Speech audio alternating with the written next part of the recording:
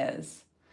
So, okay, wonderful. So on that note, we start off every single school year with the ritual. And the ritual is a 40-day money bender. So we spend the first, it's kind of like whatever you don't pay attention to will go away. And when people feel unappreciated and you say, well, what is that like? They almost always say, well, nobody notices all the little things that I do.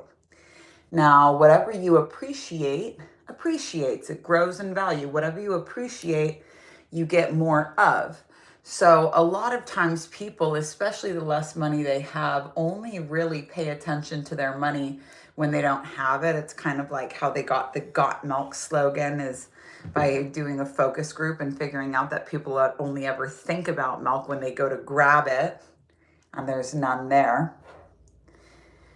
So that's where the whole got milk thing comes from, that infamous ad campaign to try and get people to drink more dairy that actually has not worked, because advertising does not do what they say that it does.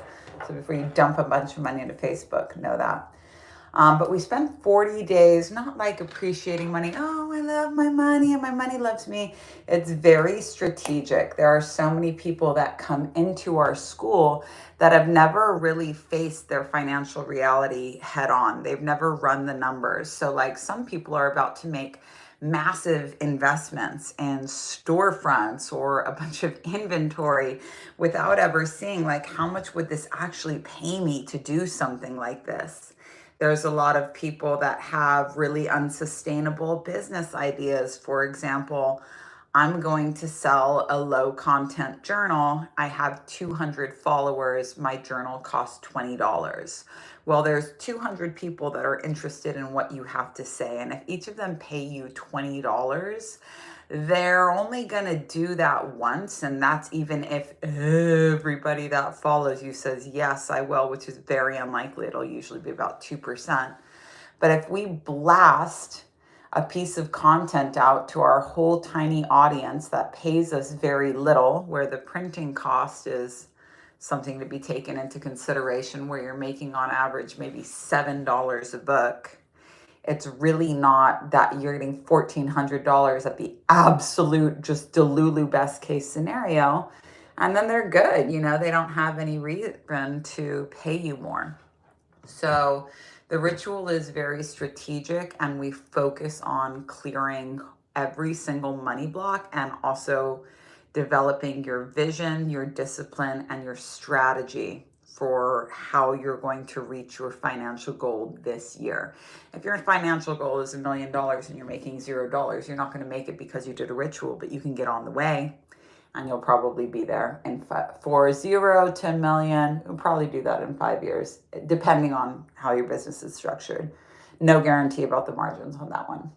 So I want to say just welcome to everybody. And on that note about money blocks, people need to be triggered by this, but in occultism, in the fourth way, they say that you only ever have to give up one thing in your life. You only ever have to give up one thing, and that is your favorite brand of suffering, your favorite thing to complain about, your favorite pattern and tendency to say like, oh my God, I'll never do anything as long as this exists. And the way that people cling to the concept of oppression, I can't do this because I'm oppressed. We kind of like depressed as well. I can't do this because I'm depressed. Well, what the fuck would you do if you were not oppressed? Because there's a difference between like feeling oppressed, being oppressed, and having money. If you don't have money, you need to work on having money, and it doesn't matter who you are. Anybody can do that. And if you are surrounded by people that are telling you that the odds are stacked against you and that no matter how hard you try, you'll never be able to break through, you are the 5 people you surround yourself with. So I guarantee you, if you are surrounded with people that are feeding you this narrative and telling you it's enlightened and telling you it's realistic and telling you that this is just the way that the world is, you need to choose. Do you want to be friends with these people and be broke for the rest of your life? Do you want to trade? You better really fucking like these people. You better really fucking like these people. And if you ever manage to break through by dumping them, I guarantee you, they will talk shit about you. They become capitalistic. They become so self-centered, yada, yada, yada, yada, because their favorite brand of suffering is oppression. And you are threatening to take that away from them. To be enlightened, you only have to give up your favorite brand of suffering. Now, look, somebody who's navigating, do I want to continue to be oppressed or do I not? I'm not going to see you this year. I'm going to see you next year, because it's going to take you a whole ass year to put this down. It's going to take you a whole ass year of remembering these words and me being like, these people don't serve any purpose in your life whatsoever.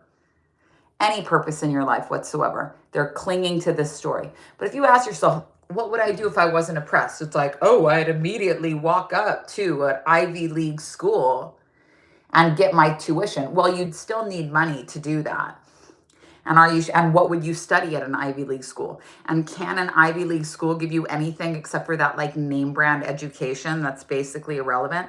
It's so ridiculous. Like the education pipeline just keeps people in it for life, where it's like most of what people need to learn is sales. People say, okay, well, I'm doing this, but I'm not making any money on it. Therefore, I need to go back to school and I need to study this whole new thing, but not sales. And then I'm going to go back and study this whole new thing, but not sales. Like the talent was never the fucking problem. It was the know-how of how to get people to purchase the talent, the world of sales, the world of advertising, the world of marketing, the world of self-worth. It is your self-worth, your ability to represent yourself in the market and say like, I'm valuable. Yes, humans are all equal, but not in the fucking marketplace, baby. And this is what I do better than anybody else. And this is what it is. And this is how much it costs. And this is why you should pay me. And this is why I'm the best for the job. And when you don't know how to do that, you can expect to be like very, very broke. But if it's money, money is the easiest thing to make when you're not being delulu about it. Easiest thing in the world to make. What's for sale? How many need to be sold to make that? Okay. Does it math? No. Then find a new way. And this to me is like the most fun thing in the world. But before we just are wrapping up teaching the Enneagram class. We have maybe one more after this, 0.9 in the Q&A. But we talk about how only people that don't understand magic go on this. You got to spend money to make money bit, we got to put, 6 figures into my education and then it'll pay me later. Like in magic, there's no money down until halfway through. You do 50% of the work, 50%. This is for objective creation. If you want to do something and know it succeeds, not just say I'm going to do something and then quit on it, then an Enneagram will be like indispensable for you, especially if you've been attracted to the symbol or just like attracted to the taste of the teachings here. It's all like Enneagram backed. But in magic, no money down until halfway through. Only an idiot is going to put money down for something they haven't actually run the numbers on. So before you buy that flower shop, you guys, run the numbers. I know that it's so fun to tell everybody, oh, well, I'm going to be writing a book, and then they get off your back. Or you say, oh, I'm going to be starting a sustainable clothing line. Oh, I'm going to start a healing center. Oh, fucking really? Oh, really? So how much does it cost to make that product? How much does it cost to ship that product? Oh, you're making it by hand? Okay, cool. So you'll only ever be able to sell this many. Oh, you're going to charge $1,000 for them. Yeah, that's cool. Andy Warhol charges $1,000 for one of his paintings. But what people don't get about Andy Warhol was it was never about the art. It was about the brand. So the brand, the Warhol brand, the factory, and all of the other social media that they were putting out in the forms of photographs, in the forms of press, in the forms of these videos. Like, this is what made the Warhol brand something that you wanted to be a part of. Nobody was like, I really need a picture of a Campbell's soup can. That was the whole point, that the art could be whatever, that the brand, it was the brand. So try and build a brand where people want to spend $1,000 for your sustainable clothing line as somebody with 100 followers, and then we'll talk. But there are so many things that you need to do and have to do before money even goes down. And so you have fucking plenty of work that you can do right now. But if you're clinging to oppression, Are you surrounded by people that are clinging to oppression? And if this is your only life, do you want to spend it continually feeding yourself the idea that you are weakened in a way that other people are not? Because you know what's really fucked up about all of this? It would be totally fine. And if you guys signed up for the Sacred Success Masterclass at the link in my bio, you guys got this newsletter yesterday or you'll get it tomorrow. It would be so nice if you kept your money issues about, just money. Oh, it's just money. Oh, it's just society. It's just this, but God loves me. You extend the issues that you have with money and with feeling supported on earth. You extend that to the cosmos. You extend that to the universe. So if you're surrounded by people that right now say society hates people of color, within 1 year of swallowing this narrative, you will start to unconsciously believe that God does not like people of color. And then you got a real fucking problem. So there's a really good chance that you can't hear this from a white woman. That's fine. Also, I am not up at night concerned that people are broke. It doesn't bother me at all. It's the same way that I'm not concerned that people drink. You want to get sober, you got to be ready to do it. You want to make money, you're going to have to work fucking hard and you're going to have to drop a lot. But if you're like, look, I just cannot hear this from a white woman, but I do want to break this generational poverty. I want to stop being a statistic, and I do want to be one of the people that break through. Then go find a person with a color you can trust to tell you the same thing, and dump all of your other friends, make a list, pick your favorite race of who you can hear it from, and see how many billionaires of them exist and become obsessed with them and follow their accounts and become obsessed with the new narrative. It's going to take you a whole year before you can actually get started if you're still clinging to this oppression thing. It's going to take a whole year to accept that you actually want money and you don't need to overturn all of society to fix a you psychological problem. It's going to take you a year. Maybe I'll see you in 2026. But for the people that are like, I'm not going to do this is so intellectual. It's really easy. If I ever need to talk to somebody like this, it's very easy to find them because they are always exactly where you left them. If you're concerned about losing some of these friends, don't worry. They're not going anywhere. You are, potentially. If you need them again, rest assured, they're still in that relationship that they hate because it's a self-worth issue. They're still in that rental where the hot water has never actually worked. They're still getting that welfare check. They're still working for people they don't like. And this is how they're choosing to spend this life of theirs. So, like I said, you better really fucking like these people. If you're at a job that you're too scared to start to strategize a new way forward, not too scared to quit, but scared to strategize a new way forward. Do you like your boss? Is your boss goals, like #goals? Because that's your best case scenario at that job. If you don't want to be your boss, get out of there. Don't sever your paycheck and be like, fuck this. But start developing a vision, a strategy, and the discipline to be able to apply the strategy to the vision. And then in about a year, you're like, ooh, I could really do this. I'm starting to get traction. In 2 years, you'll be profitable enough to quit. So if you need your broke ass friends back, they're always right where you left them. All right, let's answer some questions, shall we? Love it. So as you guys know, all of these questions come in through my school, which is called Safehouse Global. You can become a student as well. And this is the best, I would say the best possible time to join my school is between December 15th and December 21st. Because between December 21st and December 31st, we double our numbers. So we are really working. We are onboarding a lot of people. We are getting everybody into the system for that January 1st kickoff. But if you've got like a busy holiday coming up and you're like, look, I don't want to commit to a whole workshop for December, but I do want to get in while things are like nice and slow. It's kind of the difference between like going to a yoga class that's packed and going to a yoga class where there's just a few people. You're going to get a lot more adjustments from the teacher when it's mellow. Between the 15th and the 21st, there'll be little workshops and stuff for you to snack on, but you're only going to be waiting 2 weeks for ritual to start, but it's going to be a lot quieter. mommyonami.com/safehouse if you want to know more about that. If you're like, wait, what is this? What do you even do? I'll see you in 2026. I was wondering if you could talk a bit on following what center your mind is in as an overthinker. So the whole purpose, let me just make sure my microphone is working on this. As you guys know, I give everybody their little voice memos here. So the whole purpose of doing fourth way work is not to answer these questions, it's to continue questioning.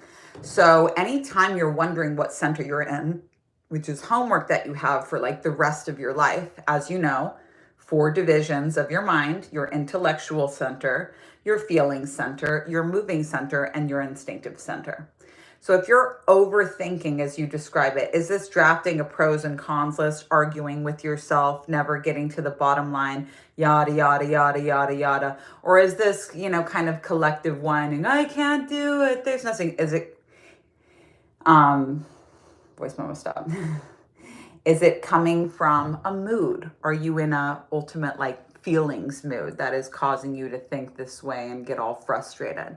But every time we ask ourselves, what center am I in? This is us awakening and tracking it. And the reason why it's awakening is that you're distancing yourself from your mind. You're not like, oh, this is me. These overthoughts are me. These intrusive thoughts, and all thoughts are intrusive thoughts.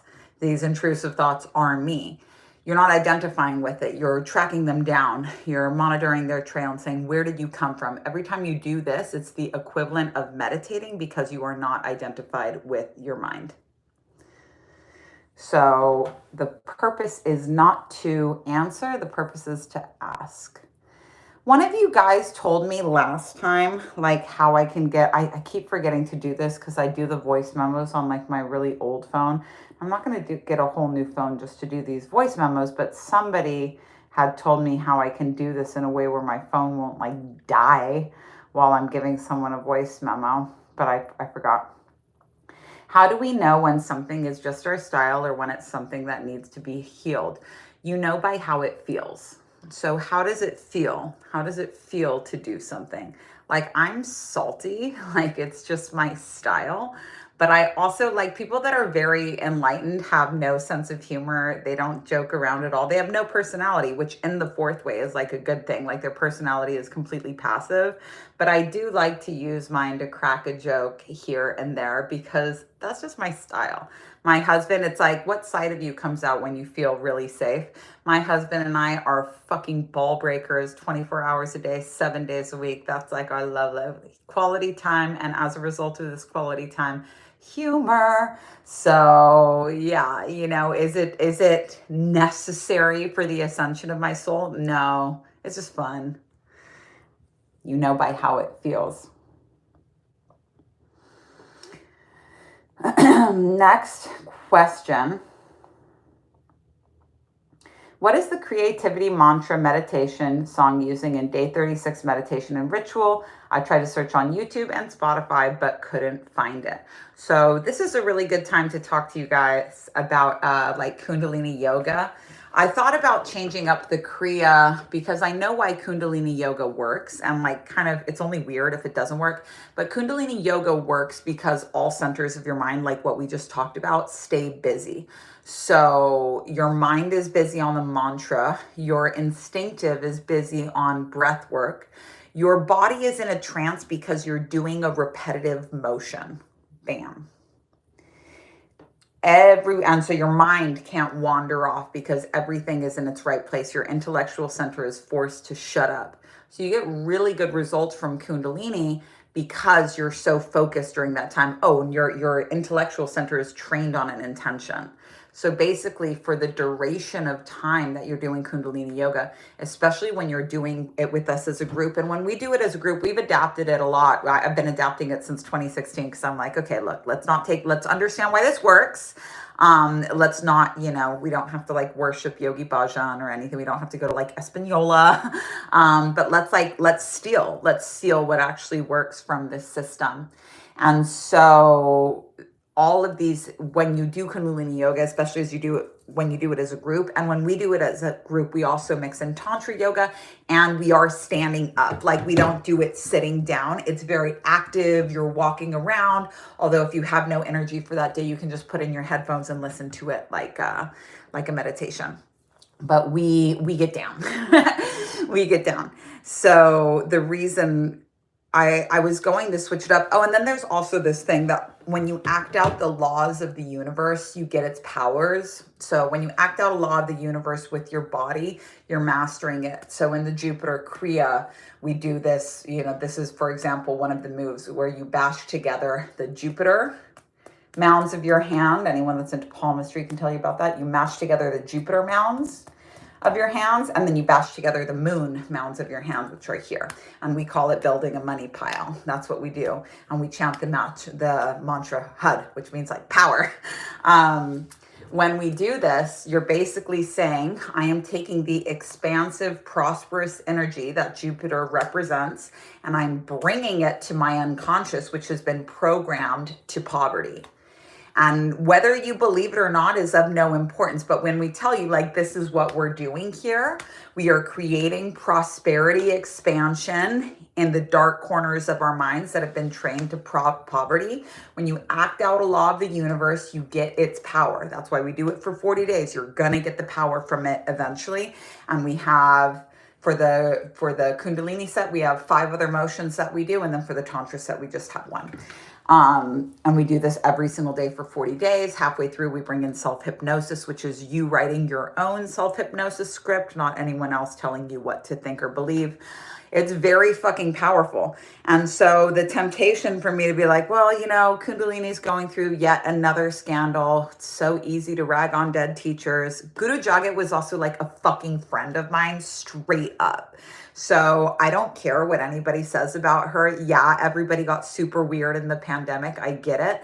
But what she did for Kundalini yoga was fucking awesome. And a lot of people have tried to do what she did, and she was the only one that executed on it. She brought Kundalini yoga to everybody. She had a bigger impact on Kundalini yoga, I think, than Yogi Bhajan even did.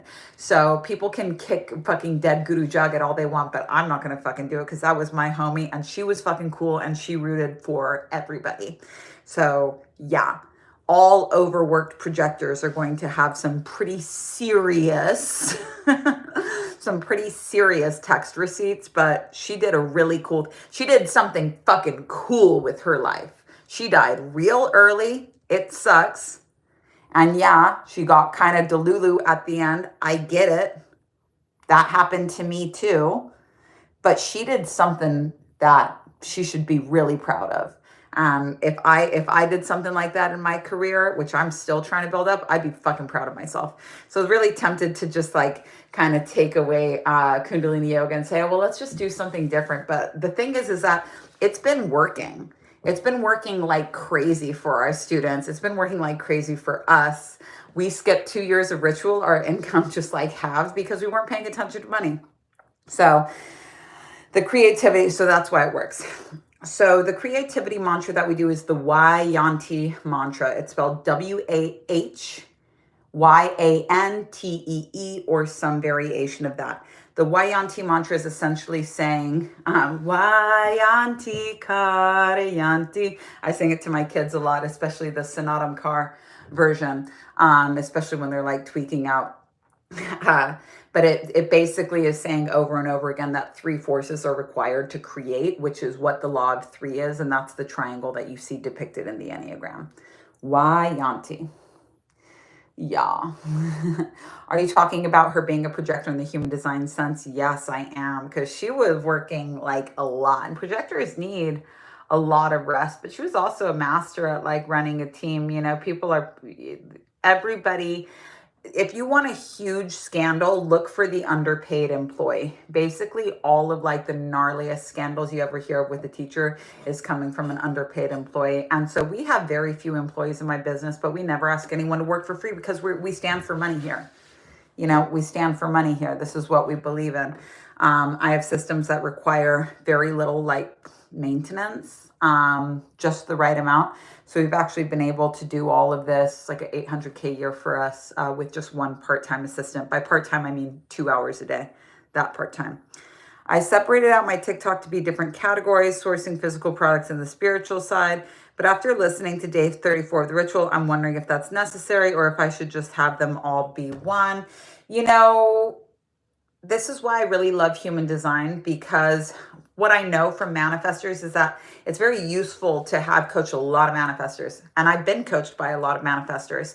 They do really well with having what they often refer to as like multiple playgrounds that they can play on. So they do this business over here and this business over here. I would keep the spiritual and the sourcing separate from each other. And I think that you've done the right thing on this, just because, yeah, everything that you do is spiritual, but you're so well established with your sourcing business, that will eventually go more and more passive, and your spiritual business will be able to grow and grow. I'm an emotional projector and I'm learning so much about it and just amazed, honestly, and relieved. Yeah, we do. Like, we take human design pretty seriously here. We teach a marketing workshop. Well, it's actually the complete guide to passive income is what Fuckless is. From concept, marketing, launch, product development, market research, data, content strategy, all of this is what we cover in Fuckless.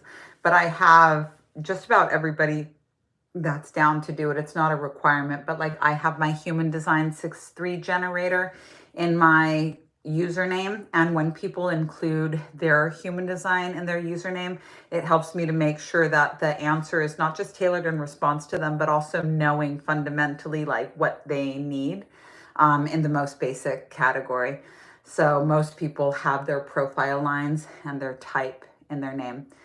What's the balance between establishing a ritual and accepting that my routine won't look the same every single day? So you can figure out what's the most important thing to you. And I want to thank you for such a clear and a concise question. You can make it happen at moments. Like you can say, look, no matter what, I take neutral time every single day. Neutral time might look like meditation some days. Neutral time might look like taking a long walk other days. You can be flexible, like maybe your workout practices, I'm going to sweat every day, but sweat could include going to like a sauna or having a very warm bath. You can change the definition of it to just like, what am I trying to get out of this? If I'm trying to get peace out of this, I'm going to do neutral time. If I'm trying to read more, then I'm going to be conscious about my passive time. But you can also make a commitment that like at some point in the day, it will happen. And this can be really helpful. As my husband and I just figured out, I'll make a note about this later about our time and money audit. And you know what, maybe I should just do this now so that I don't forget, because I really don't want to, at all. Do I have this on here or did I take this off? Okay, cool. So in Erotic Wealth, we talk a lot about the power currencies of time and money and how to have a balanced relationship. Someone needs to be the timekeeper and someone needs to be the money keeper. And how we had it for a long time in my business is that like I was managing both, but as a result, I wasn't really managing money that well. And so as it became more important that my husband and I would be able to work together, I needed my husband, who's really fucking bad at managing time, to become the time manager of the house, which is basically swallowing everybody's schedules and desires and finding a way to make sure that everyone can get their needs met in the day. And this is, domestic engineering at its finest. And he was like, oh, I want to manage the money. I'm like, yeah, I'm sure you do. But he wasn't really doing either of it. It was just easier. You have to get a bit bossy to be able to direct the traffic of the day, especially when you have kids and a business to run. And so this is a really This is what we do in erotic wealth when we're talking about rebalancing the hierarchy in the relationship, because how it's usually configured is that one person has all of the power. They have all of the power. They control all of their time because of their job, and they control all of the money because the money is only coming in through them. And you don't need to have two working partners to be able to have a balanced hierarchy, although it can be helpful. But if the kids are just getting delegated to strangers, then I don't really fuck with that at all. We don't have any nannies. We don't have any cooks, cleaners, anything like that. We do it all ourselves, and we love it. It gets more confusing when we bring people in historically. So when it comes to, if you can rebalance these power currencies of time and money, like, things can flow a lot smoother. But it was really hard for me to find a way where my husband, who's really bad at time and was like dropping the ball on time a lot, being late, forgetting that I had to work, forgetting that he had to work. I'm starting to get frustrated, suggesting we watch some Kaka TV when the work hasn't been done. I'm like, this is so shitty. Like, I need time. But we added in this modification that's very flexible for all of us. So, like, no matter what happens, no matter how late he is or how carried away things get, he will make it right, but he has to do the labor of defining how he's going to make it right. So, like, if I tell him, okay, because you were late here, I need you to put both of the kids down tonight so that I can stay up late and work. When I tell him, it's a task for him, and he's pissed about it. He's like, oh, and then he has to be managed. If I don't tell my husband what to do and I don't get mad about him being late, then he's like the easiest, most productive person ever. But if I tell him to do something, he doesn't do it. And if I tell him to be on time, he never is. And for a Capricorn like me, there's like, ah! But this is a way of me saying, okay, so you don't have to be good with time for me to get what I need out of business. All I have to do is be direct with you about, like, this is what I need. And I don't have to tell you what to do for you to make this right. But it's definitely with everything in erotic wealth, anytime you're offloading a task onto someone else through the art of delegation, you need to be a patient leader and help them understand it. So we're going through, he's got the kids out today so that I can catch up on some work that I missed when he was being super present in the sauna and was gone way longer than I expected him to be gone. But he's making it right because he can, and he knows how to. But he put a couple drafts on it, where I'm like, okay, you took an hour and a half in the sauna. We had 2 hours for sauna total. What the fuck? And he's like, well, now you take an hour and a half in the sauna. I'm like, that doesn't work because we have commitments that I have to be at. So try again, but make it right. Try again, but make it right. Try again, but make it right. And I know that within a month of doing this, he'll be able to really, and to really be that man for me. That's like, listen, baby, like, I got this. Like, I'll take the kids. I'll make the dinner. You don't have to worry. Here's how I'm going to fix it. You go do what you got to do. And I would love to say that this has been the natural configuration of our relationship since the beginning. But, like, as a very strong, very masculine woman, being the type of person that could receive help and not just do it myself out of spite has also been a lot of learning for me. So I had to learn how to be helped, and he had to learn how to be a helper. And this is just the constant balancing of our life and relationship. So I hope that that's helpful to somebody out there, but that'll go into the resources for erotic wealth as well, because we just put out our presentation for Safehouse. That was in the bonuses. And then, of course, the 2 free birthing videos that I put up. I'm using the word, when I say Reiner's psychedelic free birth, I'm saying that the experience was psychedelic. He's a Scorpio. And I'm a Capricorn. I swore I would never marry a Scorpio, but he was the only guy I was so enchanted by. I was like, I don't want to know your Instagram. I do not want to know your sign. I don't want to know anything. But he's a Scorpio, and I'm actually so fucking compatible with Scorpio. It's just that my dad's a Scorpio. My stepdad's a Scorpio. I have a triple Scorpio brother that abused me for most of my life. I have a Scorpio sister, a Scorpio younger brother. Like, I'm surrounded by Scorpios. But just because my mom was so bad with Scorpios and really sought them out, she changed my mom's an Aquarius. She changed her sign to Pisces so that my dad and her would be arranged as marriage. And I said, Aquarius, queen of $1 magic, How do you change your sign? You know what she told me? Triple Scorpio, born on Friday the 13th. Yeah. My mom told me, Aquarius, that she changed her sign by buying a Pisces keychain. And that's how she did it. And nobody ever asked. That's Aquarius for you. Give them $1 and don't ask them what they're going to do with it. I'm clearly a Capricorn. I'm born on December 26th. And Capricorn season hasn't even started yet, but I am a full-blown Capricorn. But just because, and this is something really key for everybody in the audience, just because your mom was that way with your dad doesn't mean that when your partner is reminding you of your dad that you have to remind you of your mom. Like inevitably, your partner is going to remind you of the original man in your life, or the original, whatever gender in your life.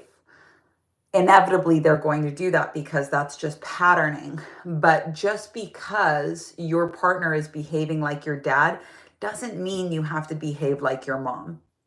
Like my mom insisted that like Scorpios ruined her life and that she had to go everywhere on their beck and call. But just because the Scorpio said come never meant that my mom had to go.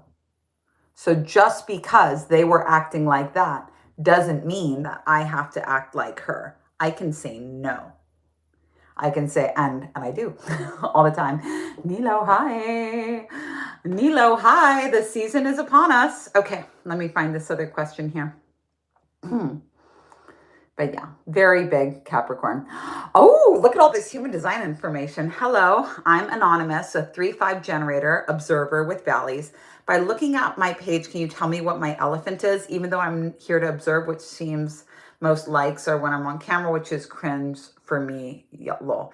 Yes, I'm doing this live, so I will check your social media at the end, and very excited to see this. Something you should know about the Valleys orientation is that Valleys is super acoustic. So background noise or basically you're seeing, someone in a valley is seeing with their ears. You're aware of all of the things that are going on around you through this auditory process. If you have valleys in your family, they'll be very sensitive to background noise. My husband and my son are both 6'2s with valleys, both 6'2 generators. My son's a manifesting generator, both 6'2s, and they just like can't do background music. And I'm, the Our Lady of Perpetual Chaos. So I want the fucking Italo Disco Mega Mix blasting on YouTube, like in the beginning of the day, no problem.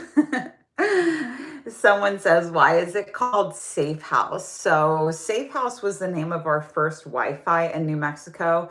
And it's because I got Wi-Fi right after a really good friend of mine died from liver cirrhosis. And he and I were always talking about like, oh, we've got a safe house here. We've got a safe house. It was a running joke with us for years. He was much older than me, but we were really good. He was a regular at like every bar that I went to, and really good friends with my late fiance's dad. And so it was like a running joke. But when we started a school, there was no question that we were going to call it Safe House, and it was no question that the symbol would be from the enneagram, what it is. So the symbol that we have it's like a little house with 2 lines, and the 2 lines that we have are anticipation and actualization. You'll learn more about this. But basically what we do at this house is we really help you to set an intention of what it is that you're going to do and make it very clear to you where you're going to struggle and what you're going to need to overcome. And for us, it's not about just giving you the tools. It's really about the implementation of these tools. So we also walk you down the full line of actualization. When people come to our school, they spend the first half of their school year usually getting clear about what it is that they want to do, making little tweaks and increasing their income for whatever is already there. And then usually by the halfway point of the school, we start actively rebuilding a much bigger wing onto their business. And all of their questions are going to go from being kind of like inner work related to very tech. How do I do this? How do I navigate this? How do I build this together? How do I do this on an accounting side? How do I do this on a design side? In the beginning, they're like really getting themselves, they're going from boss to leader on the inside, and then they need leadership leader, tools and implementation once they've actually like become that person about halfway through. So I didn't really realize until we had been doing this, that's such a big part of what we do at our school. It's not an app, it's not a networking opportunity. It's really a place for these people who are leaders all throughout their different communities to come and be anonymous and to be able to vent, share, eat, study without people knowing who they are. We have a lot of celebrities, we have a lot of big teachers, and utter complete anonymity is our way. We never put people on group calls. We never get people in situations where they have to hold space for the group. It's like, you can really come here and be safe and no one's going to know who you are. And there's no photos allowed, and you're going to be totally safe here. And I'm not somebody that's trying to be someone, I'm not trying to get people to thank me at the Academy Awards. I'm totally fine with being somebody's secret and us not really having any friends in common. What causes the extreme fear of death since having a child that I myself have experienced and many others have? I didn't care that much before having my daughter. Well, you know, when you have something to lose, I used to like fantasize about dying in every plane I was ever on. And now when there's turbulence, I'm like, eek.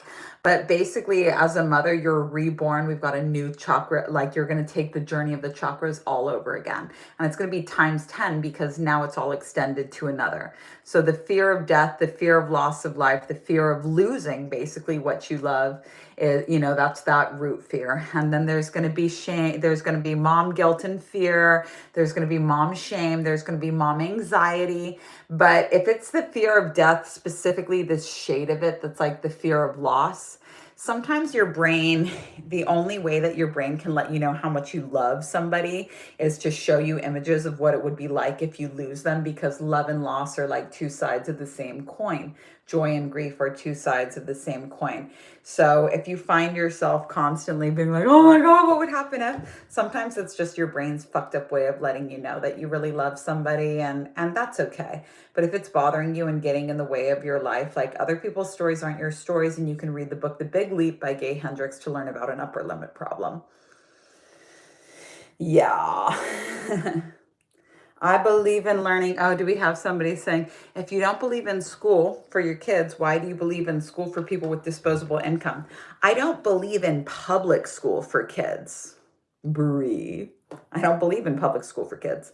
And I don't believe in public school for adults. And actually, everything about unschooling is something that we've transferred to our school. So our fundamental belief when it comes to education is that the best education is in response and not just given to people. So no matter how solid our curriculum is at our adult school, and disposable income, if you don't have $200 a month for school, you need to come and do the money ritual.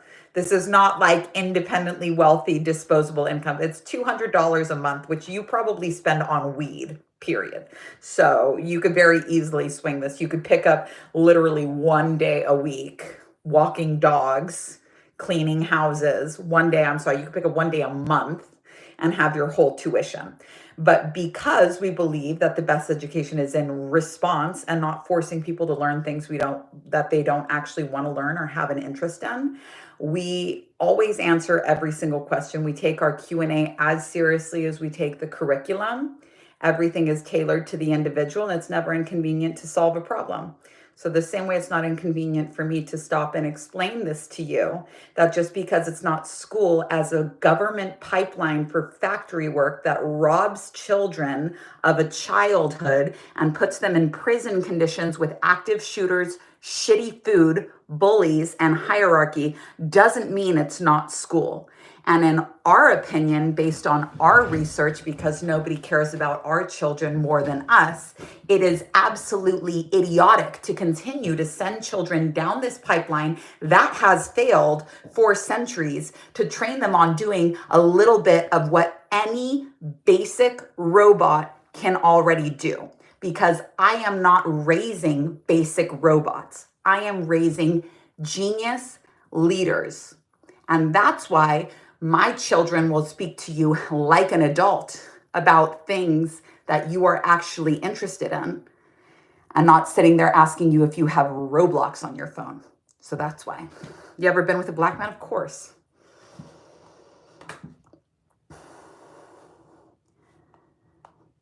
So that's that, you guys. Someone commented recently, you better have your whole life together before you come at this woman. Oh no, what if the robots take our jobs? They already have. Hello. So do something better. Come up with a better vision. Hello. If a robot can do it, you won't be within 5 years. Hello, I just finished watching this Fadistana live session. You did a fast trauma session on her. I have the same problem with multiple episodes. Should I interpret it as not having a fully healed root chakra? Okay. So a lot of people when they're doing Wheels Reinvented, they're just, the main thing that you need to understand is just trust the first feeling that comes up. If you go looking for shame, don't say, maybe that's guilt. When you go looking for shame, get the first memory that comes up is the one that you can trust, provided it's coming from childhood. So trust in what you see. That's the main thing. A lot of people are trying to do it. Am I from Albuquerque? No, I lived outside of Albuquerque. My first home that we bought was outside of Albuquerque. ABQ, baby.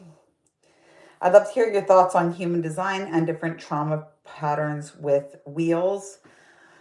So I fundamentally cannot talk about comparisons between human design and wheels because human design is a 9-center system that a lot of people feel like they replaced the 7-center the 7-center chakra system, and that's not what I was given. That's not where that curriculum came from. So I always just focus on human design and Wheels Reinvented separately, the same way I can treat astrology and human design separately. I don't need to like synthesize all of these things together, but that's the fundamental reason why I can't make comments on the correlation between human design and chakras, because human design has 9 centers and chakras have 7. And a lot of people have asked me,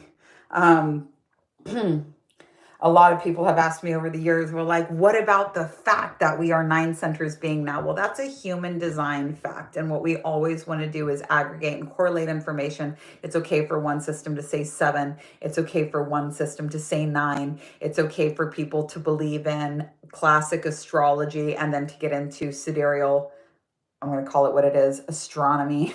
It's different. Astrology is archetypes. Astronomy is, the studies of stars and patterns and how those change. But it's the difference between archetypes and planet and just studying the stars. How do you stop imposter syndrome? If you know who you are, you will not be afraid of being an imposter. The number one rule of hermeticism is that you have to know yourself. And Fuckless is a 3-step objective, step-by-step path to total objective authenticity, which is the death of imposter syndrome. The first third of it on the white magic line, we focus on knowing yourself. Second third of it on the black magic line, we focus on trusting yourself. Red line of magic, final third, we focus on being yourself and knowing that that's enough. And we correlate these internal behaviors of going from fake to real with coming out online and your content strategy and learning how to make authentic and viral content. A lot of people would like to just be authentic for themselves. And if so, you can buy the Fuckless book on Amazon if you've got no interest in business. But if you've got no interest in business, I've got no interest in you as a student. Because I'm not trying to just teach you, it's what, look, if you're booed up and your partner is creating all the money and you're like, look, I don't want to, I just want a mom. I don't want to do anything else. But what I've found is that it really bothers people that, or I found that it really bothers people over time to not have anything else going on in their lives except for other people. You came here to do a thing that didn't stop because you got married and had kids. I just found out I'm 3 weeks pregnant. I feel like I'd be a great mom. Okay, the question here is, what's your spiritual take on abortion? This is not a question. This is not a conversation that you should be having with anybody else except for yourself. These are not the type of things that you go and get other people's feedback on. This is a habit that you want to stop and break right here. What I can do is give you information. You can take it or leave it. In a lot of different mystery schools, they believe that the soul of the baby enters the body at 120 days. Before 120 days, let me make sure I'm still recording this for her. Before 120 days, which is around the time that you really start to feel the baby kick, there is not a soul in the body. It's just a fetus. If you have an abortion before 120 days, I'm not saying that I believe this. I'm just saying that it's in a lot of different traditions.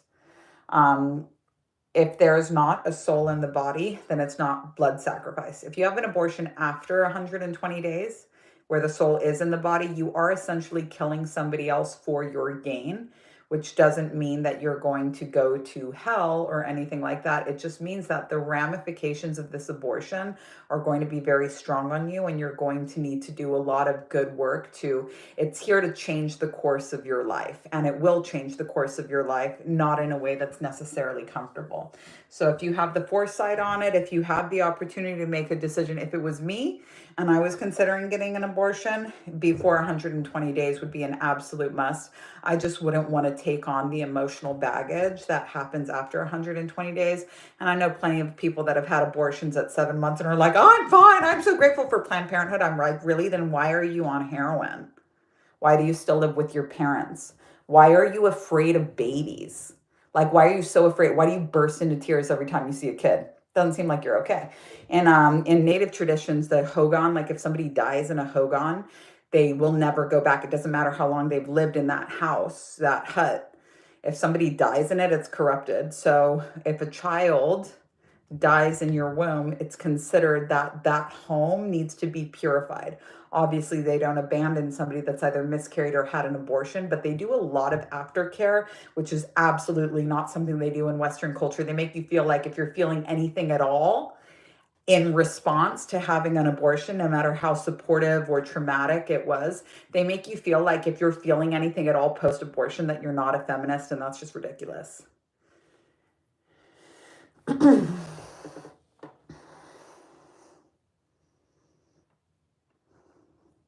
Next question, please.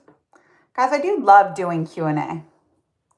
Is it okay if BBN, I got a high sex drive? Jose, you have an attention kink. You have an attention kink. And I'm sure it came from, following your mom around the kitchen, trying to get her to pay attention to you. And it's totally fine to have that kink. But and I know that it's a kink for someone not being interested in you and rejecting you and being like, okay, I'm gonna go away. So, but I'm going to pay attention to you. Grow up. Can you use an enneagram to define your core offer? Yes, absolutely. And we use enneagrams to define, oh, you mean like how to figure out your core offer, like what really scales? You could. It would just be the same question prompts, build, core, offer. So build would probably be in the neutral space. Core would be in the 3 space, offer would be in the 6 space, and then we just do the same classic line of supervision. What's the intention? What's the limitation? What are the tools? What's the retention? What's the action? What's the presentation? Just the same classic thing that you can find in any, if you go to the business resources, Enneagram for product development, you'll get those you'll get those questions, and a lot of you will find them basically sprinkled all throughout the curriculum. You can definitely do an Enneagram on that, but I really think the best way to find your core offer is just those 3 questions that we give you in Fuckless. What results do people come to me for? What results am I really good at getting for my customers? What method do I use to get these results? These 3 questions. So like my core offer, and even though the Wheels book is coming out, the Wheels book's for personal use. It's not the teacher training. It doesn't have case study calls or anything else like that, like what you see in your workshop. And we are just going to keep doing case study calls, at least for the next year. We've decided that this is what we're going to be doing because I love to do it. And I get smarter and better at this every time, but that's really my core offer. When it comes to the spiritual side of things, people always come to me for processing extreme trauma. I'm really, really good at getting this for people faster than anybody else. And the method I use is the Wheels Reinvented system. So, and that's what I teach you guys how to do in that workshop.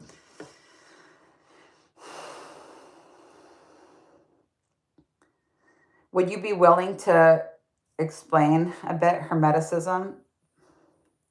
If you come to my school, I will be.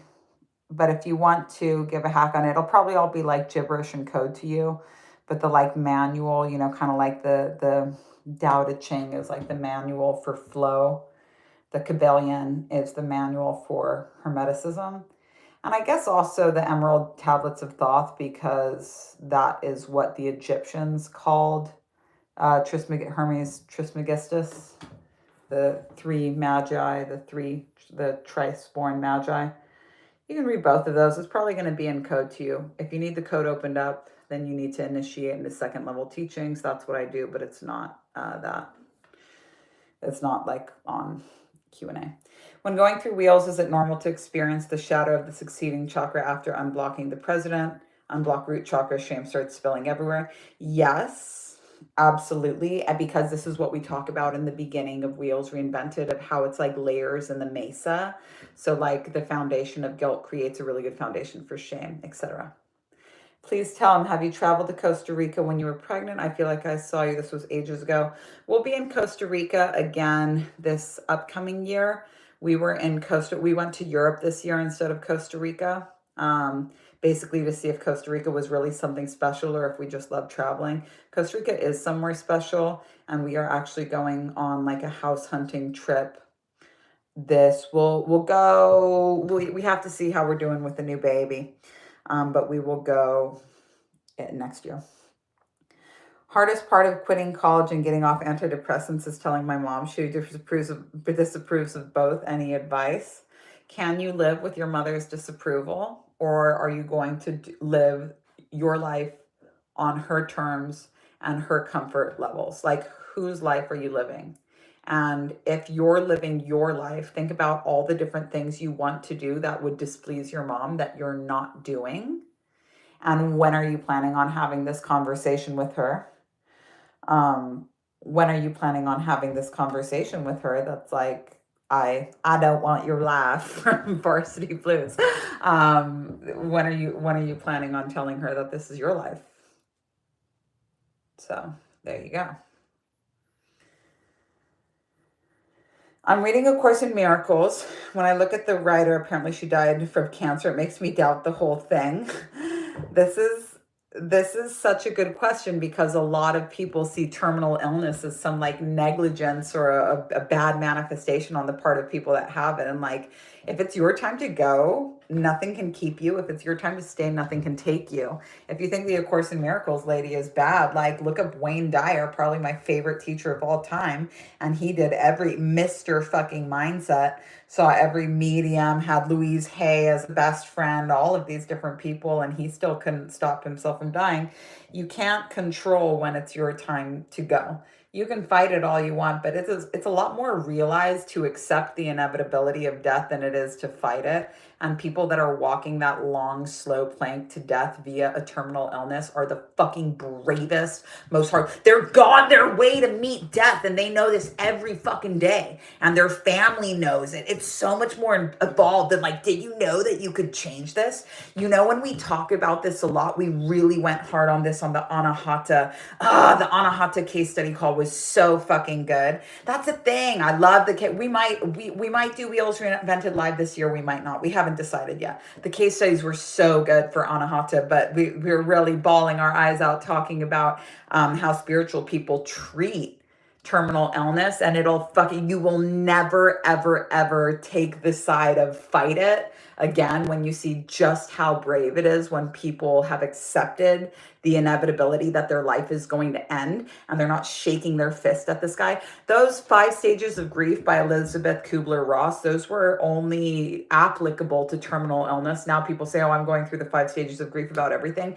That's stages of grief in regards to terminal illness, because there's no bargaining. You know, when somebody dies, you're not bargaining. A lot of times you're not in denial, like they're fucking dead. But when it comes to terminal illnesses where you're like, no, I don't have cancer, and you're bargaining, I'll stop drinking if I just get this cancer to go away, all of these, and then anger, grief, all this stuff. So that acceptance. So that's what that is in relation to. Super cool, actually. Enchilada. I haven't drank any of my coffee.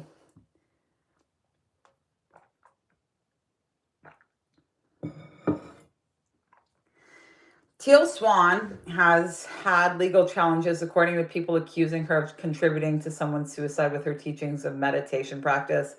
When somebody dies of suicide, people always want to blame the people around them as if it's somebody else's fault, that somebody with all of their life experience and all of their life everything decided that they didn't want to live anymore.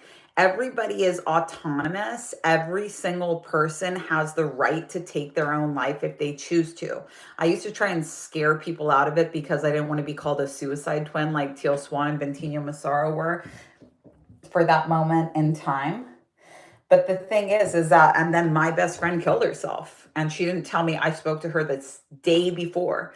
She had, and how could I ask her to come and live this life where she has chronic back pain that she cannot heal, can't get medication for, has spent all of her money that she didn't have on specialists that basically tell her there's no cure for chronic back pain. She was living a totally miserable life where she was in insane pain every single day. And I'm trying to tell people, like, oh, suicide. I'm trying to tell people suicide is bad and they shouldn't be allowed to do it. Everybody has the right to live their own life. And if living their life means taking their life, they have the fucking right to do that. But this is the thing. Teal Swan is not bummed by this because she knows she didn't contribute to someone's suicide. As a teacher, you're going to have people come through all the time, and you know when somebody's going to die. You know when somebody's going to die. In situations, you'll be like, oh my God, please, please don't work with me because I don't want this on my head. If people are making that choice, they're making that choice. You don't identify with it. But every single teacher is going to have a scandal. Every single teacher is going to have a scandal. Sometimes it'll be true. A lot of times it won't be. A lot of times it'll just be straight up bullshit. But part of growing up, you haven't even really started yet. So like part of growing up is being able to handle the fact that people are going to spread all kinds of lies about you. But if you know who you are, it doesn't matter. And to know that is one thing, but to understand that is something different altogether. And that's what we do in Fuckless. But like people, I'm only realizing this with unschooling when people told me on my soft white underbelly video, don't you have a 9-year-old that doesn't read? Don't you have an 11-year-old that doesn't speak? And what's the point of trying to reason with these people? I don't have a 9-year-old or an 11-year-old. Most of the criticisms I got for people about unschooling had no fucking idea how old my kid actually was and have never Googled average reading statistics or asked me if there's any way that someone can be smart without reading. So there's no point in trying to defend or explain yourself to people. What you do is you become impervious to the opinions of others.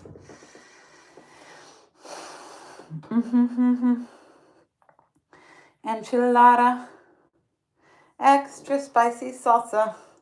Advice for going from mother to crone is to seek out advice from people who have made that transition. I'm not a crone yet, but I got my crone goals. You know who's my favorite crone goal is Anna Forrest. She's like an old yoga legend. I flunked ritual and will join live. School of Unified Spiritual Laws and loving it. What are your thoughts on taking an idea through ritual? I've been asking what pays fast and first. For me, it's a specific type of accounting from a career I left a year ago. Lucrative opportunities come across my lap. Is it okay to run with the most lucrative opportunity first and focus later on something that feels more purposeful, or how would you hold both? So if you had like done ritual, and it's totally fine, there's no flunking, but if you had done ritual, you would have this clarity already. So until we get this clarity about what you want to be doing with your life, go with what feels good. And if what feels good is making more money, then do that. But the purpose of ritual is to get the clarity, to get the strategy, and to get the discipline. And if we don't have that, we can't like ask a question to get around it. I know that that's not what you're doing here, but in this situation, until we have that vision, strategy, clarity, go with what feels good. And the thing is that the opportunity for the career you left a year ago is going to be there. The lucrative opportunity might not be. Do the money ritual work for real? I love it. I'm so excited. I love spending this time with money every single year. It's so fun for me. Would you put the replay of your conversion event on YouTube, even if you have a specialized my conversion event on YouTube, even if you have a specialized app and online learning portal where the replay lives? Yeah, basically I'm trying to get as many eyes on that lead magnet as possible, period. And I even leave it up in the funnel once the funnel goes evergreen. So that conversion event that she's talking about, is our Sacred Success Masterclass, which is going to be fucking lit, you guys. That's on 12/19, 11 a.m. Eastern, and it's going to fucking blow your mind. We're talking about the correlation. So self-worth is the bridge in between, like, or not the bridge, but self-worth is what your money blocks and your love blocks have in common. And also it's where your spiritual growth is stunted and where your business growth is stunted. They're always proportionate, because you can't grow faith without works. So when you try and just grow faith and not works, you're not going to be able to go to even a correct level. So what you want to do is make sure that you're working them both in equal measure. And it'll take less time than you think, but it's going to take more discipline than you think. Can you remind me of the reflective questions for each Enneagram point to help identify where we are? I hope that I'm understanding your question correctly, but so we have the will, the being, and the new, what is the other one? We have the decision, the will, and the being of the event, the 3, the 6, and the 9, or the setting, the active, passive, and the neutral. That's 3, 6, 9. That's not something there's question prompts for. Not more than what we've talked about over and over and over and again in Enneagram from different ways. But what's my intention? 1, what's my limitation? 4, what tools do I need? 2, how will I retain the benefits? 8, at what point does it all come together? 5, what's the point of no return? What's my irresistible offer? At 7. Hopefully I got that right. Enchilada. I've got my daughter's favorite song stuck in my head. Point 8 themed. Okay, so we're 67 minutes. We're doing great. When you're designing the workshop rollout for the school, do you have data around why ritual really helps and supports the prep for the student? So 40 days is a classic spiritual commitment. It also takes 21 days to break a habit and install a new one. And then because we're not just focusing on giving people the tools, it's about implementation. It's really just helping people now be a new person. They'll change like basically halfway through the course at 0.5. But when it comes to really relaxing and being this new version of themselves, even though this new version of themselves is going to lose them friends that are clinging to, the old suffering, to really help them be solid about the direction they're going and going forward. So that's why 40 days is like a very classic, like, spiritual commitment. Considering your business now today, how would you say are the most important and underrated questions to cover around business that is often go missed? And do you plan to sell this company down the line? An example question would be, do you plan on selling this company down the line? I don't sell my personal brand. I think the only question that's always overlooked is why. A lot of times people can forget about their original why of why they wanted to start the business and what problems they wanted to solve, and why that was so meaningful to them. When people get confused about why they're doing it, for example, somebody building a business that they really care about and then deciding to sell it, the why can shift from, I want to be of service here to I need money. And then you sell it to somebody that completely tanks it. You can still sell your business if the why is the same, and if selling it will allow it to reach and service more people because you're merging with somebody that's like more experienced than you. But I think that why is probably the single most important question that people are always forgetting about.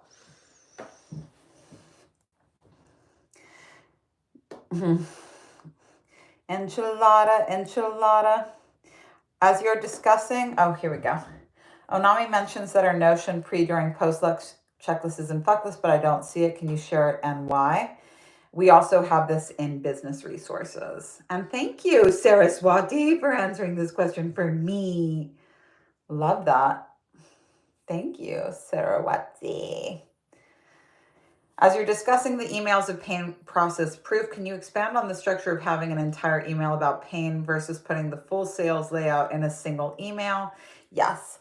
So for a while, I was really trying to fit all of these points into an ebook because I was like, oh, then I don't have to, and here was the unconscious belief, I don't have to bother people in email marketing. I can just give them this one thing and they'll have everything that they need.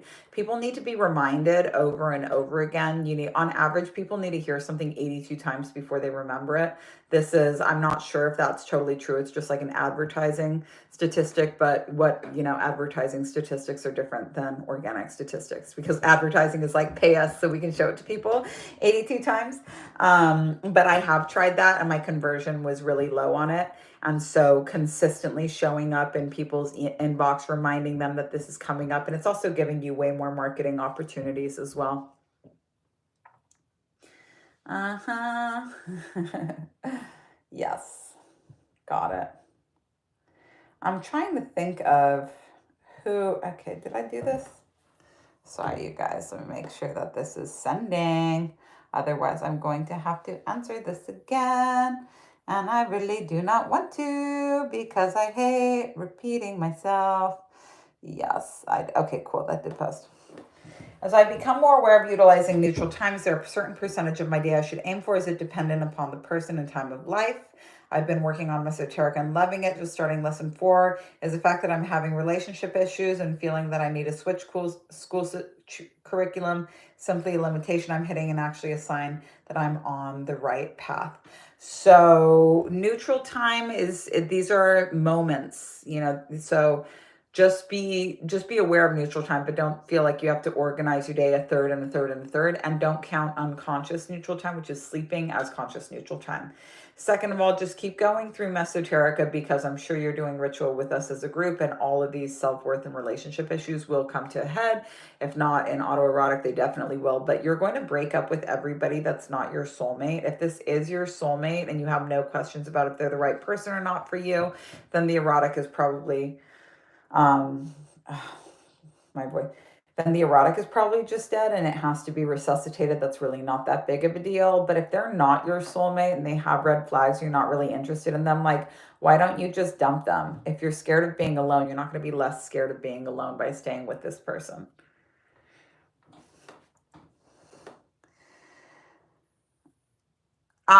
Most people, for you, Jenna, that's wondering, would you suggest the ritual school with me to someone that's dissatisfied with each of the areas of life? Yeah, we almost always work on money first, because money will also improve love and a lot of the other areas in your business. So like strategy, vision, all this stuff is handled as well. Have you heard of a beneficial ownership information report? I have not. So I do not know. That would be a question for my accountant. I'm wanting to start autoerotic wealth, but I'm very close to reconciliation with my husband. Definitely wait, because if you do autoerotic with husband, definitely wait. Just wait. Definitely wait. Okay, I just did this real quick and I didn't have a clue that it was this bad. It's her pie chart from erotic. Yeah, I mean, look, if you're really far away if you're 6 months out from reconciliation with your husband, then it's totally fine to do autoerotic. But if you're like maybe 6 days out from reconciliation with your husband and you guys want to make sure that you're not returning to the same shitty relationship, you might want to do erotic wealth. The only thing is that if there's anything that's still fucked up, or broken in the relationship, or it's codependent or something like that, at point 3, it's really going to be a shakedown in autoerotic. In erotic, you'll be doing it together, so it'll be a shakedown, but it'll be happening to both of you. But autoerotic or erotic wealth are going to like trigger these areas that you're hoping to gloss over in the relationship. So it's not a mandatory workshop that you have to do, but regardless of whichever one you choose, if there's fucked up things or things that you're pretending aren't the red flags that they are, it is going to come up by point 3. I do love that workshop though. I hate it. It's so much work for me. Do I have any thoughts about the Instagram stories algorithm? It's a very simple algorithm. If you let your stories dry up, you'll get a lot of views on the first thing that you post again. So it's not really about the quality. It's more about because it's a surprise. So don't worry about the quality. Stories for me are just super fun, But if I haven't posted a story in, 24 hours, whatever I post is going to get like 22,000 views. And then once I post more, it'll get about 6,000 views. But I just love stories. I think they're great. Enchilada, extra spicy salsa. Tips for expanding your story reach is just be interested in your people. Talk with them. It's like the only place, because I don't check DMs at all. Question stickers are like the only place that I can really be like, hey, let's talk about this. But make it fun. Make it fun. It goes away. Have fun with it and relate to people. Don't make it, it's not here to be, it's a ripoff of Snapchat. It's supposed to be off the cuff. Don't go for overproduced, none of that. What are your thoughts on dietary choice and spirituality? I went to nutrition school and learned that all dietary theories conflict one another. That was like my first, after yoga, that was like my first digital education. It was like a $5,000 course. And that's where I first learned about coaching and listening to people beyond just what, their health history was. But if all of these different systems disagree with each other, then how do you know what's right? Well, you have to find what's right for you. I like the human design eating recommendations, but you can eat whatever you want and you're going to be fine. I like make a point of eating garbage. If I'm drinking a Coke or like eating Lay's, I always have my husband take a video of it because people get so rattled. Like, you can't be spiritual and do this. Okay, we have 3 more questions. How do you decide what to work on next after finishing a program? I am really missing the daily structure of ritual and want to know how I can best maintain this momentum. So send us a message. At the top of this chat, you'll see where it says messages, not at the top of Q&A, but where you found Q&A, onboarding. Go to messages, shoot us a message. Let us know what you just finished and what it is that you want to work on next. If we could wave a magic wand in your life, what would you want to be doing with it? What's the financial game plan that you now have as a result of ritual? How do we want to sustain that? If you miss like doing a practice every day and you like doing a Kundalini Kriya, I usually recommend the Kriya for becoming enchantingly beautiful afterwards because it's also really fun. And it's one of those, 5 3-minute sets, very like doable. But we're here to be your guidance counselors. So how do you decide? We decide together based on what you're looking to get out of your life. So let's touch base with us and we'll be back in office on Monday to do that with you. Errol the Great. Cool. I used to know of a lingerie company called Arrows the Great. Doing fuckless, can you provide more guidance on using your conscious Mercury in your content and communication? Of course. So when it comes to the conscious Mercury, I think it's a lot more useful to understand what the negative side of it is, or when it comes to what it sounds like for you when your messaging is off brand. So I'll give you an example from me. My off brand messaging would be to be shocking just for the sake of being shocking, saying things just to piss people off. With no context and not making it a teaching. I definitely have wanted to do this. Basically I'll have like a well-rehearsed zing in my head for so long that I'm like, oh, I just want to zing somebody with this, but it's not actually teaching anything. So those are my restrictions, is like, it either has to be really funny or it has to be, and I have to be like laughing about it. I don't care if it's funny to other people, but it has to be funny to me so that I'm not offended. I'm just like getting a sense of humor from it all, or it has to be turned into a teaching that everyone can benefit from. Those are my rules. Those are my boundaries. All right. Last question. Is using the 9 points to make a sale a good framework to make reels and Instagram short content? Would you make individual reels for each point, for each pain hitting on all 9 points? Question 2, I get really stuck making content with stories in my head that say I don't have anything to say and get disappointed when there's no response. So doing fuckless and heading into point 5, I get stuck at creating content. So here, oops, sorry, I wasn't actually doing this in the right place for my lady here. Let me do this over here. So making content that you feel is useful and not just clogging up the feed, I feel is pretty important. And I only really get clear on all the different content I want to contribute after I do my customer avatar, which is a step that I never skip. And I always have that. Using the 9 points to make a sale, it's easier if you sales are a seduction. So it's not like a 1 post sale, a 1 email sale. I have done like enneagram informed ads years and years ago where I'm like, let me hit all of the points necessary to make a really good, 60-second ad. And I did, but it just, it's so much better to bring people into a funnel than to try and cram it all into one piece of content. And if you're thinking about it from the perspective of making a funnel, then there's not really the rush to get it into one piece.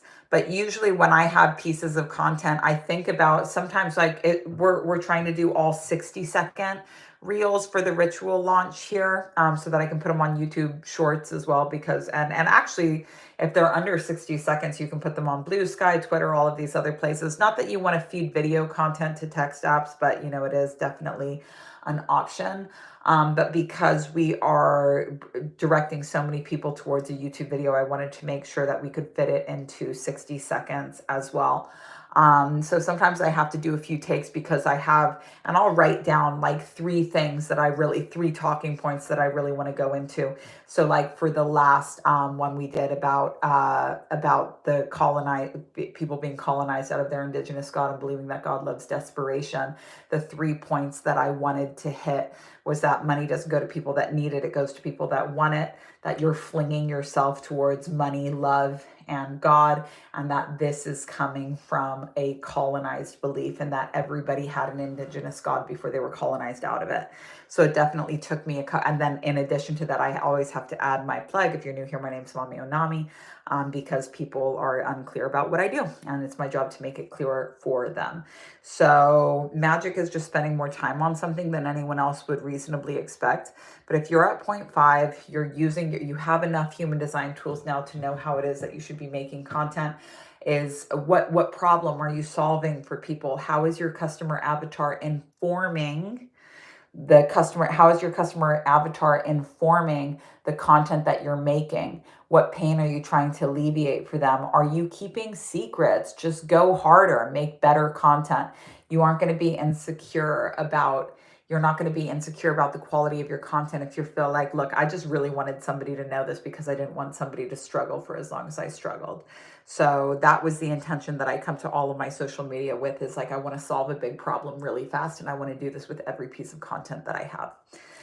All right, you guys, so that is a wrap for us and our Q&A today. I want to thank you all so much for being here. You can catch replays of this on YouTube. You can catch replays of this on my podcast. Season 2 of my podcast will be out the next year when when we talk about celebrities and stuff again. We will do this once my baby is born. It's just I've had a lot on my plate this year, so I just haven't had the time to bring in an additional free call. And people are all, it's like, look, if you're paying me money and you're like, Mommy, like, please do the Intuitor again because I loved it so much, like, I'm down. But I give a lot of stuff for free. So if you're not paying me and you're like, please, can you just add an extra 90 minutes of free live time to your repertoire? Like, that's not going to be super high priority for me right now because I run a school, I run a household.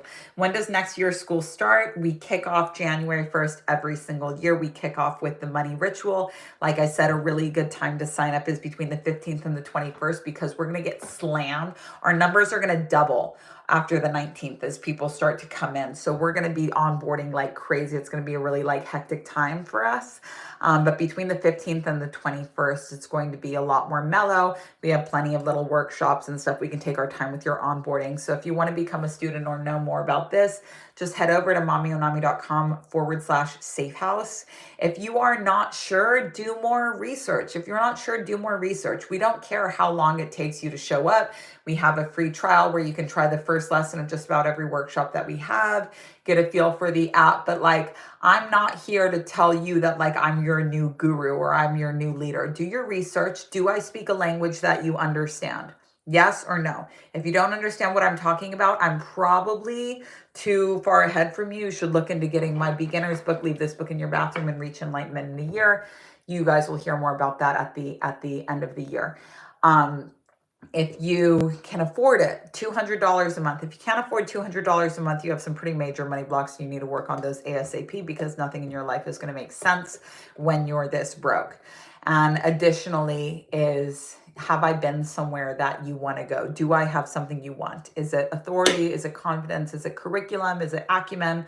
If I don't have anything you want, you've got nothing to learn from me. So these are my 3 criteria for finding a teacher. If I meet these criteria for you, you can afford me, you understand me, and I have something you want. Like, don't be a fucking idiot. My favorite teachers are dead, and I would do anything to be able to work with them live. I would do anything.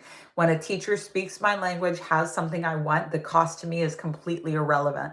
I have maxed out my credit cards. I have put myself in some crazy situations because this is the most important thing to me. So, but teachers die. Teachers die out of nowhere, and it fucking sucks. And you'll really wish that you had an opportunity to work with them live once they're dead. So I'm planning on living a very long life, but I have a full-blown, I have kids, I got shit that I'm doing. So we are always growing and changing. And if you're on Safehouse, you can see how our growth and our changes created the 2025 curriculum, what it is that we're focusing on, and how it is that we are onboarding and handling more students in the new year as a couple in business. So thank you all so much for being on this call. I will see you guys next week for Q&A. Hope you guys have a wonderful day. Love you all so much. Special thanks and welcome to our new students. And love you, YouTube, as well. Always so nice to see you. Lucky for me, I'm quitting this right as I'm getting